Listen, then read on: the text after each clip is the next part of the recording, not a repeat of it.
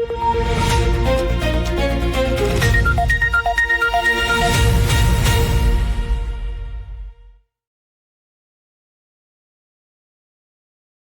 தமிழோடு இணைந்திருக்கிறீர்கள். ILC தமிழ் உயிரோடை தமிழில் அன்பர்களே, உலக நார்வல் நிகழ்ச்சி இணைந்திருக்கிறீர்கள். உலக நார்வல் நிகழ்ச்சி பிரித்தானியாவிலிருந்து போரிய ஆய்வாளர் அரசோக இணைகின்றார். வணக்கம் அரசோகலே. வணக்கம். அனைத்துலக உயிரோடை தமிழ் உறவுகளுக்கு அன்பு கலந்த வணக்கம். தொடர்ந்து ஈரான், இஸ்ரேல், அமெரிக்காவுக்கு இடையிலான போர் நிலைமைகளை பார்ப்போம்.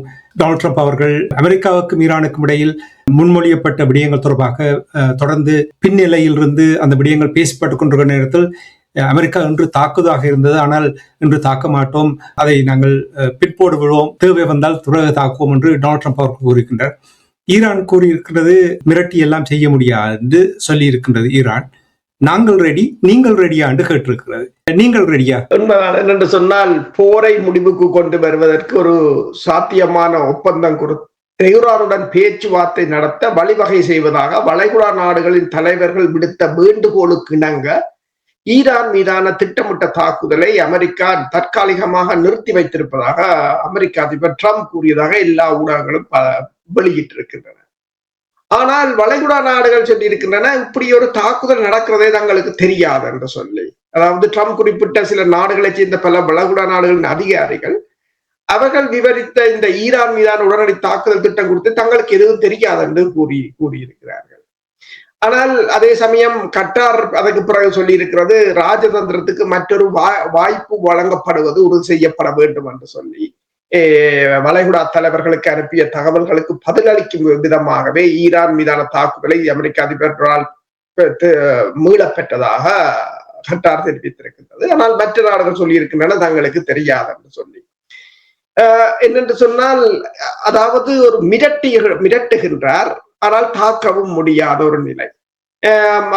ஒரு மிரட்டலை இன்று தாக்குகிறேன், நாளை தாக்குகிறேன் என்று மிரட்டுகிறாரே தவிர அவர்களால் ஒரு மிகப்பெரிய போரை நடத்த முடியாத ஒரு நிலையில் இருக்கிறார்கள். எனவேதான் அந்த போரை ஏன் தாக்குதலை நடத்தவில்லை என்றதுக்கு பதில் அளிக்கும் விதமாக அவர்கள் என்ன கூறுகிற ஒவ்வொரு நாட்டை, முதலில் உங்களுக்கு தெரியும், இந்த ஹார்முஸ் நீரிணை ஊடான அந்த அங்கு அந்த கடல் சண்டை ஒன்று ஒரு வியாழக்கிழமை இடம்பெற்றிருந்தது. அதை ஏன் நிறுத்தினீர்கள் என்றால் அது பாகிஸ்தான் கேட்டதுக்காக நிறுத்தினர் என்று கூறினார்கள். இப்படி ஒவ்வொரு நாட்டை இப்போது அமெரிக்கா தனக்கு துணைக்கு அழைத்துக் கொண்டிருக்கின்றது. அதே சமயம் ஈரான் மீதான தாக்குதலை தாமதப்படுத்தும் முடிவு குறித்து ட்ரம்ப் ஒருவேளை அதை நிரந்தரமாக இருக்கலாம் என்றும் கூறியிருக்கின்றார். முதலில் கூறியிருந்தார் 2-3 நாட்களில் மீண்டும் தாக்குவோம் என்று. இப்போது கூறுகிறார் அது நிரந்தரமாக இருக்கும் என்று கூறியிருக்கிறார்.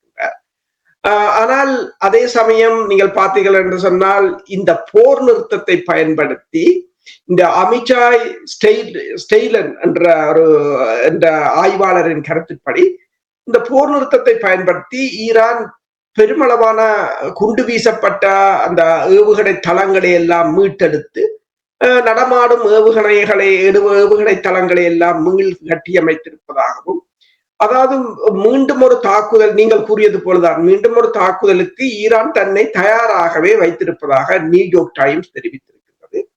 அதாவது போர் நிறுத்தத்தின் கடந்த ஒரு மாதத்தை மீண்டும் சண்டையை தொடங்குவதற்கு தயாராகும் வகையில் ஈரான் பாலிஸ்டிக் ஏவுகணை தளங்களை இடமாற்றம் செய்வதிலும் குண்டு வீசப்பட்ட இடங்களை புனரமைப்பதிலும் செலவிட்டதாக கூறப்படுகிறது.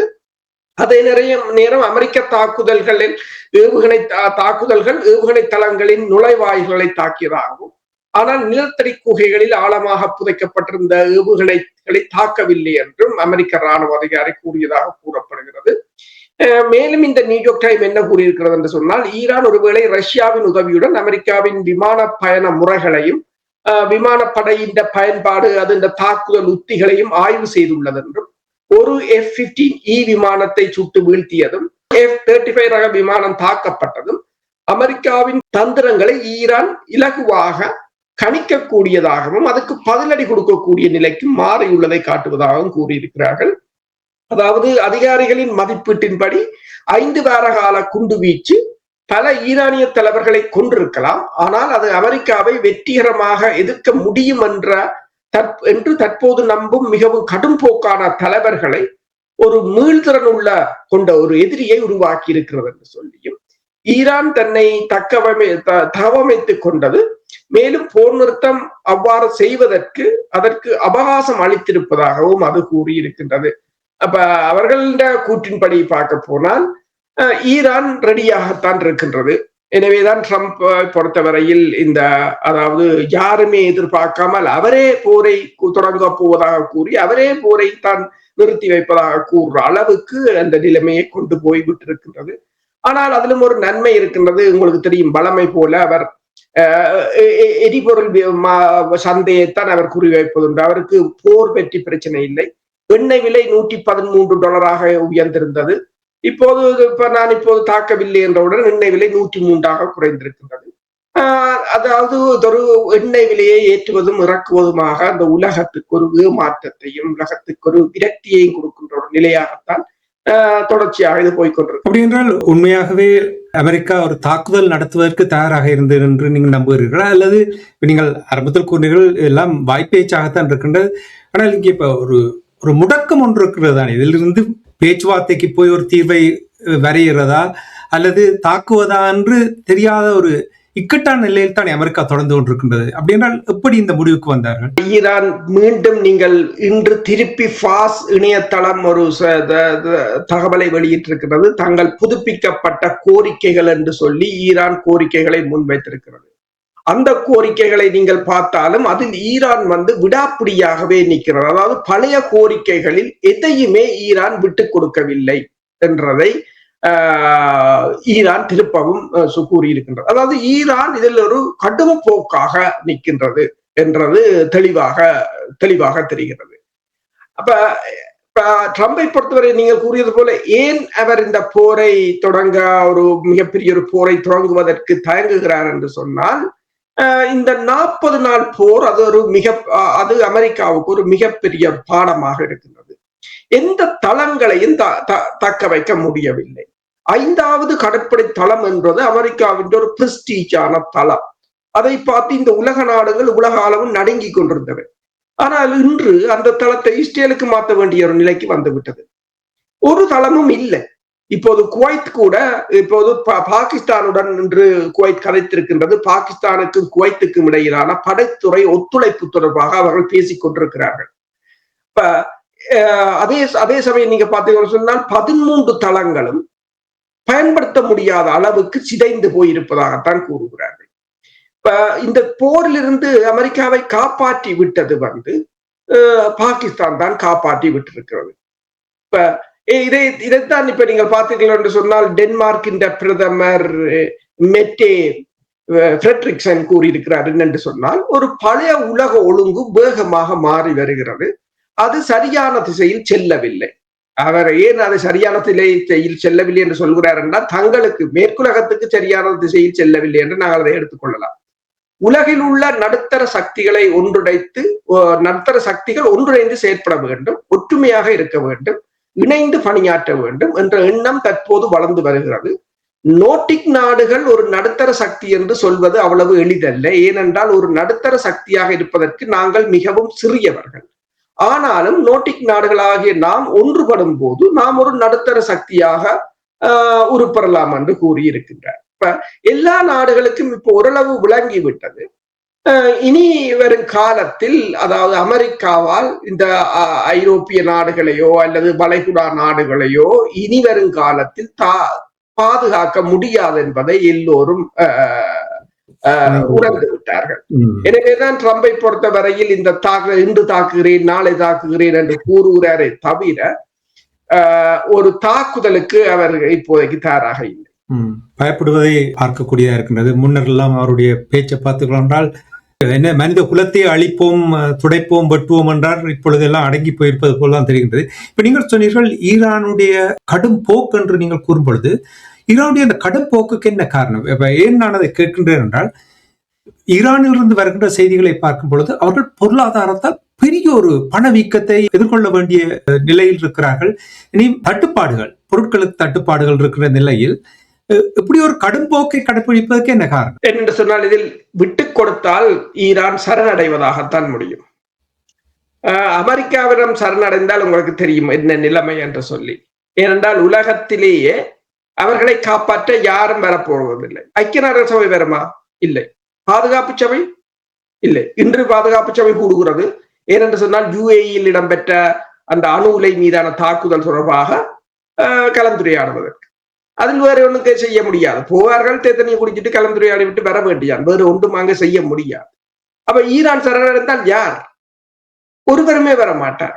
நாளைக்கு இஸ்ரேல் அங்க குடியேறும். நாளைக்கு இஸ்ரேல் இடைச்ச நேரத்துக்கு அவர்களுக்கு போர் அடிக்க வந்து குண்டை வீசி போட்டு போவார்கள். அப்படியான ஒரு நிலை. இப்ப இறுதி யுத்தத்துக்கு அவர்கள் தயாராகி இருக்கிறார்கள். அடுத்தது அவர்களுடைய பலம், தொழில்நுட்பம். நேற்று ஈரான் பேராசிரியர் ஒருவர் கூறும்போது கூறினார், ஈரான் பல்கலைக்கழகங்கள் இவர்கள் அணு விஞ்ஞானிகளை குறிவைத்து தாக்குகிறார்கள் என்ற பிற்பாடு 1000 அந்த அணுசக்தி துறையில் 1000 MSc-களையும் முதுமணி பட்டதாரிகளையும் நூற்றுக்கணக்கான PhD கலாநிதி பட்டதாரிகளையும் தாங்கள் உருவாக்கியதாக கூறியிருக்கிறார். அணுசக்தியில் மட்டும் 1000க்கு மேற்பட்ட MSc ஹோல்டர்ஸ், 100க்கும் மேற்பட்ட பல நூறு PhD ஹோல்டர்ஸ் தாங்கள் உருவாக்கி, அதாவது நீங்கள் அழிச்சு பாருங்கள், நாங்கள் உருவாக்கி பார்க்கிறோம். அடுத்ததாக தாக்குதல் உத்தியிலும் அவர்கள் மேம்பட்டே இருக்கிறார்கள். அமெரிக்காவின் 42 விமானங்களை வீழ்த்தி இருக்கிறார்கள் என்று இப்போது மெல்ல மெல்ல தகவல்கள் வருகின்றன. முன்னர் இப்போது ப்ளூம்பர்க் என்று போட்டிருக்கிறது, இந்த ஈராக்கில் இடம்பெற்ற அந்த விபத்தில் 2 டேங்கர் KC-135 டேங்கர்கள் வந்து மோதி விழுந்ததாக முன்னர் தெரிவித்தாலும் இப்போது கூறுகிறார்கள் என்று சொன்னால் அது கீழே இருந்து சுட்டு வீழ்த்தப்பட்டது என்று இப்போது கூறுகிறார்கள். இப்போது ஈரான் கூட மெல்ல மெல்ல சில காணொளிகளை வெளியிட்டுக் கொண்டிருக்கிறது. அதாவது அமெரிக்காவின் கடற்படை தலைமையகம் எவ்வாறு தாக்கப்பட்டது, ஏவுகணை போய் விழுவது, எல்லாவற்றையும் காட்டிக் கொண்டிருக்கிறது. 12 நாள் போர் என்று சொன்னால் 2025ஆம் ஆண்டு 12 நாள் போரின் போது போரை முடிக்குமாறு இஸ்ரேல் தான் அமெரிக்காவுடன் கெஞ்சியதாக கூறப்பட்டது. இது 40 நாள் 38 நாள் போர். முதலாவது 12 நாள் போர், 38 நாள் போர், அவ்வளவுதான். அதுக்காக அவர்களால் நின்று பிடிக்க முடியவில்லை. ஆனால் அது ஈரானுக்கு ஒரு பூஸ்ட், மோரல் பவரையும் கொடுத்திருக்கிறது. என்று சொன்னால் உலகத்தின் மிகப்பெரிய ஒரு வல்லரசை மோதி தோற்கடித்திருக்கிறோம் என்று சொன்னால் இப்ப யாருமே போக முடியாது. இப்ப ஹார்மோஸ் நிர்ணயிப்பார்கள், யாரும் திறக்க முடியாது. நேட்டோவோ, ஐக்கிய நாடுகள், ஐரோப்பிய ஒன்றியமோ, ஏன் ஐரோப்பிய ஒன்றியம், அமெரிக்கா என்ற நேச நாடுகள் எல்லாவற்றையும் கூட்டினால் கிட்டத்தட்ட 50க்கும் மேற்பட்ட நாடுகள் வரும். ஆனால் அவ்வளவு 50 பேரும் போகவே பயப்படுகிறார் என்னும் போது அது அவர்கள், எனவேதான் அவர்கள் அந்த நிலையிலிருந்து இறங்கி வர முற்படவில்லை. அடுத்ததாக அடுத்த ஜெனரேஷன், பழைய ஜெனரேஷனை இவர்கள் அழித்து விட்டார்கள், புதியவர்கள். அப்ப அவர்களுக்கு உலக நடப்பு தெரியும், அவர்கள் இன்னும் வேகமாக இருப்பார்கள். அதைத்தான் நியூயார்க் டைம் போட்டிருக்கிறது. அதாவது மிகவும் கடும் போக்காளர்களை கொண்டு வந்ததுதான் மிச்சம் என்று சொல்லி, அவர்கள் கடும் போக்காளர்கள் மட்டுமில்லை, தொழில்நுட்பத்திலும் சரி, சிந்திப்பதிலும் சரி, பதிலடியை கொடுப்பதிலும் சரி, எல்லாத்திலும் திறமையாக இருக்கிறார்கள். இப்ப நீங்கள் கூறுங்கள், அமெரிக்காவுடைய 42 விமானங்களை இந்த முதல் 40 நாள் போரின் பொழுது வீழ்த்தினார்கள் என்று சொல்லும் பொழுது அவர்களிடம் விமானத்தை சுட்டு வீழ்த்துவதற்கான ஏவுகணையோ அல்லது விமானத்தை சுட்டு வீழ்த்தும் கருவிகள் அவர்களிடம் இல்லை என்று சொல்லும் பொழுது எவ்வாறு இதை உறுதிப்படுத்தக்கூடியதாக இருந்தது? இப்போது வந்து நீங்கள் பார்த்தீர்கள் என்று சொன்னால், இந்த பிளைட் குளோபல் என்ற ஒரு அமைப்பு இருக்கின்றது, பிளைட் குளோபல் டேட்டா.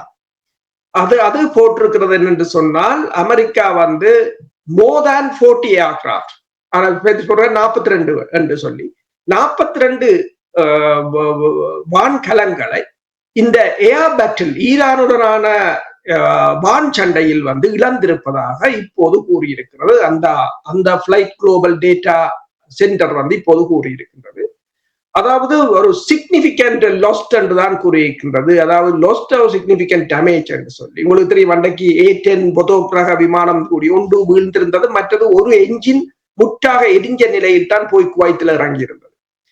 அதுல 42 அவர்கள் கூறுகிறார்கள் என்று சொன்னால் fixed wing and rotary wing என்று சொல்லி, ரொட்டரி விங் என்று சொன்னால் ஹெலிகாப்டர் ரக, மற்றது பிக்ஸ்ட் விங் வந்து தாக்குதல் விமானங்கள், எரிபொருள் டேங்கர்கள் என்று. ஆனால் நாங்களும் நீங்கள் உங்களுக்கு ஞாபகம் இருக்கு நினைக்கிறேன், இந்த ILC-ல கூறியிருந்தோம், ஏறத்தாழ 40 விமானங்கள் நாங்கள் இந்த ஒவ்வொரு ஈரான் சண்டையின் போது ஒவ்வொரு காலம் அந்த தகவல்களை வழங்கி கொண்டிருக்கும் போது அந்த தகவல்களை ஒருங்காக கூட்டித்தான் நான் கூறியிருந்தேன். 40 விமானங்கள், 40 நாள் சண்டையில் 40 விமானங்கள். இப்போது அதை வந்து இந்த டேட்டா வந்து உறுதிப்படுத்தி இருக்கிறது. நீங்கள் கேட்டது போல ஏவுகணைகள், அவர்களிடம் சொந்த தயாரிப்பு ஏவுகணைகள் இருக்கின்றன. ரஷ்யாவின் S-300 இருக்கின்றது. S-300 வந்து ஒரு நீண்ட தூர ஏவுகணை. அது கிட்டத்தட்ட ஜெட்டை இப்ப B-52 எல்லாமே அவங்களால சுட்டு வீழ்த்த முடியும். ஏன்னா அது ஒரு பயணிகள் ஜெட் விமானம் மாதிரி. அது ஆறுதலாகத்தான் பறக்கும். S-300 ஏவுகணை வந்து மிகவும் வலிமையான ஏவுகணை. அதுக்கு இணையாக பவர் என்ற ஏவுகணையை வந்து அவர்கள் உருவாக்கி இருந்தார்கள். அதற்கு இணையாக HQ-9 என்றது சீனாவின் வான் எதிர்ப்பு ஏவுகணை, வான் விமான எதிர்ப்பு ஏவுகணை. அதே ஒத்ததாகத்தான் உருவாக்கி இருந்தார்கள். இங்கு வந்து நீங்கள் பார்த்தீர்கள் என்று சொன்னால் சீனா ரஷ்யாவின் தொழில்நுட்பத்தோடு தான் அவர்கள் உலகத்தையும் உருவாக்குகிறார்கள். அது மட்டுமல்லாது தாழ்வாக பறக்கும் விமானங்களை சுடுவதற்கு ரஷ்யாவிடமிருந்து 500 ஷோல்டர் ஃபயர் மிசைல்ஸையும் லான்ச்சர்களையும் 2500 ஏவுகணைகளையும் அவர்கள் அந்த ஜனவரி மாதம் தான் கொள்வரவு செய்திருந்தார்கள். அதை விட அவர்களிடம் உள்ளூர் தயாரிப்பு நிறைய இருக்கின்றது. இப்ப F-35 அவர்கள் வீழ்த்தினது வந்து அவர்களுடைய உள்ளூர் தயாரிப்பு மஜித் ரக ஏவுகணையாகத்தான் அதை பயன்படுத்தி இருந்தார்கள். நான் முதல் கூறினது போல அவர்கள் இளம் பிள்ளைகளை எல்லா துறைகளிலும் இப்ப அணுசக்தியில கூடி நீங்கள் பாத்தீங்கன்னு சொன்னா, நீங்கள் இப்ப இந்த டேட்டாவை எடுத்து பார்த்தா அந்த பேட்டர்ன் போடுவது என்ற பேட்டர்ன் முந்தி மேற்குலக நாடுகளின் பேட்டர்ன்கள்லாம் கூட இந்த தொழில்நுட்பம் தொடர்பாக பிறகு அதுக்கு பிறகு அதை சீனா ஓவர்டேக் பண்ணியிருந்தது. சீனாவில இருந்து போடுற பேட்டர்ன்கள்லாம் இப்ப கூட. ஆனா அந்த காப்புரிமை என்று சொல்வது, அந்த காப்புரிமையில் இப்ப அணுசக்தி தொடர்பான காப்புரிமையில் உலகிலேயே அதிக காப்புரிமை வைத்திருக்கிறது ஈரான் என்றுதான் சொல்கிறார். அப்ப அணுசக்திக்கே 1000 MSc ஹோல்டர்ஸையும் 100கணக்கான PhD ஹோல்டர்ஸையும் உருவாக்கினவர்கள் சொன்னால் இந்த ஆயுதத்துறைக்கு அவர்கள் உருவாக்கியிருப்பார்கள் ஏராளமான. அந்த அதை வைத்தவர்கள் உள்ளூருக்குள்ளே, மற்றது அவர்களுக்கு பொதுவாக வடகொரியா, ரஷ்யா, சீனா போன்ற நாடுகள் தொழில்நுட்பத்தை வழங்குகிறார்கள். தொழில்நுட்பத்தையும் மற்றது அமெரிக்காவிடம் இருந்து கைப்பற்றுகிற ஆயுதங்கள், அமெரிக்காவின் ஏவுகணைகள், ஆள் இல்லாத தாக்குதல் விமானங்களை எல்லாம் எடுத்து அவர்கள் ரிவர்ஸ் இன்ஜினியரிங் செய்கிறார்கள். அதுகள் மூலமாக அவர்கள் பெற்றுக்கொண்டதுதான். இனி இதே நேரத்தில் இப்ப போர் நடந்து கொண்டிருக்கிற நேரத்தில் இஸ்ரேலுடைய நிதி அமைச்சருக்கு பிடியாணை பிறப்பித்திருக்கப்பட்டிருக்கின்றது. இது எங்கிருந்து வந்தது? நாங்கள் நேற்று கதைக்கும் போது இதை கூறியிருந்தேன். வந்து இஸ்ரேலின் 2 அரசியல்வாதிகளுக்கும், மன்னிக்கவும் 3 அரசியல்வாதிகளுக்கும் 2 படைத்துறை அதிகாரிகளுக்கும் ICC வந்து பிடியாணை பிறப்பித்திருக்கிறது என்று சொல்லி இப்போது கூறியிருக்கிறார்கள். என்னென்று சொன்னால், இந்த இஸ்ரேலின் நிதி அமைச்சரான அவர் வந்து பெசல் ஸ்மோரிச் வந்து அவர் வந்து ஒரு என்னென்று சொன்னால் மிகவும் கடும் போக்காளர். அதாவது இப்பவும் அவர் என்ன கூறுகிறார் என்று சொன்னால், ஹிஸ்புல்லாக்கள் சரணடையவில்லை என்று சொன்னால் நாங்கள் அவர்களிடமிருந்து மேலும் பிரதேசங்களை கைப்பற்றுவோம்.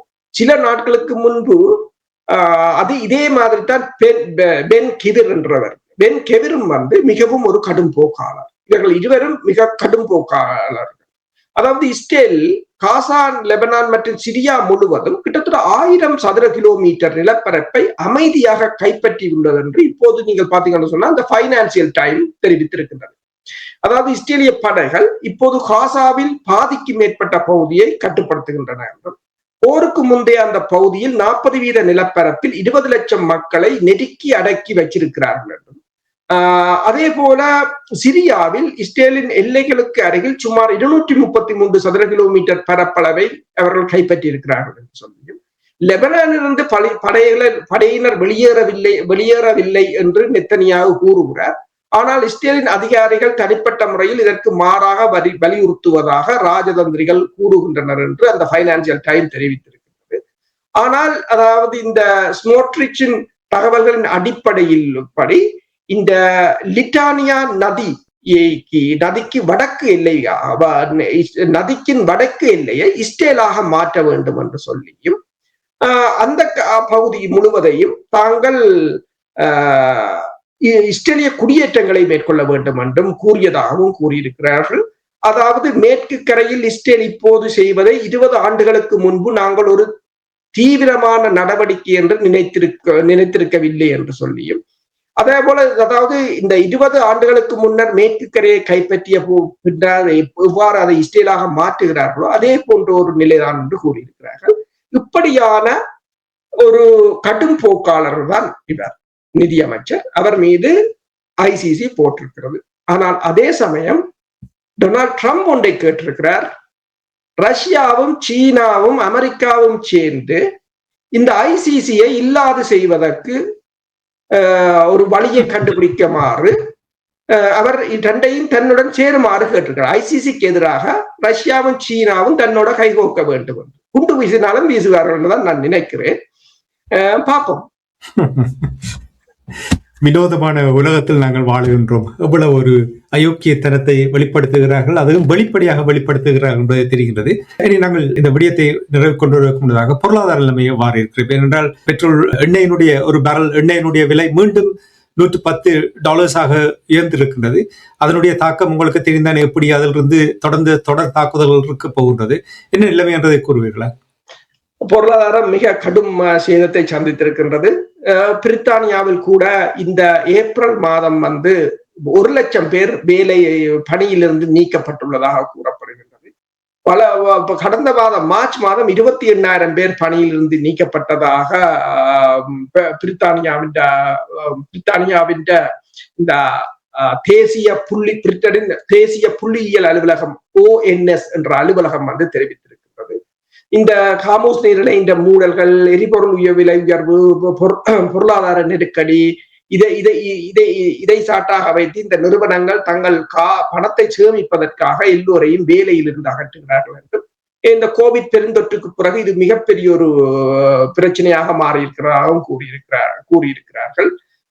அதே சமயம் நீங்க பாத்தீங்கன்னா ஜப்பான் வங்கி ஒரு கடும், அதாவது ஜப்பான் கடன் வாங்கும் செலவுகள் பங்கு சந்தையில் ஒரு திருத்தத்தை தூண்டக்கூடும் என்று சொல்லியும் கடும் பணவீக்கம் ஏற்படலாம் என்ற கவலைகள் ஏற்பட்டிருப்பதாகவும் கூறப்படுகின்றது. கன நாளைக்கு பிறகு இப்போது, அதாவது 80 நாட்களுக்கு பிறகு இப்போது தெஹ்ரானின் பங்கு சந்தைகள் இன்று திறக்கப்பட்டதாக கூறப்படுகிறது. அதே சமயம் தெஹ்ரான் பண பரிமாற்று நிறுவன வங்கிகள் மீது அமெரிக்கா தடையையும் கொண்டு வந்திருக்கிறது. அதே சமயம் வரும் ஆண்டுகளில் சீனாவும் ஐரோப்பிய தொழில்துறையையும் பொருளாதாரத்தையும் சீனா இலகுவாக பின்தள்ளிவிடும் என்று இந்த கோல்ட்மேன் சாக்ஸ் என்ற நிறுவனம் தெரிவித்திருக்கின்றது. அதே நேரம் நீங்க பாத்தீங்கன்னு சொன்னால் அமெரிக்கன் ஏர்லைன்ஸ் எதிர்த்து வரும் 2027 ஆண்டு வரையிலும் இந்த இஸ்ரேலுக்கான விமான போக்குவரத்தை நிறுத்தி இருக்கின்றது.